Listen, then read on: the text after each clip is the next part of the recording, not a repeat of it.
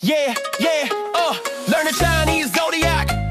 Yeah, yeah, yeah, take it out, take it out, take it out. Learn the Chinese Zodiac. Yeah, listen up, class, let's take a trip in Chinatown. Knowledge on drip, lunar calendar, not the solar kind. 12 animal signs that repeat through time. First is the rat, smart, quick with plans, known for thinking fast and leading the clan. Next comes the ox, steady and strong. Hard work, patience helps things last long. Third is the tiger, brave and bold, leadership vibes, confident and cold.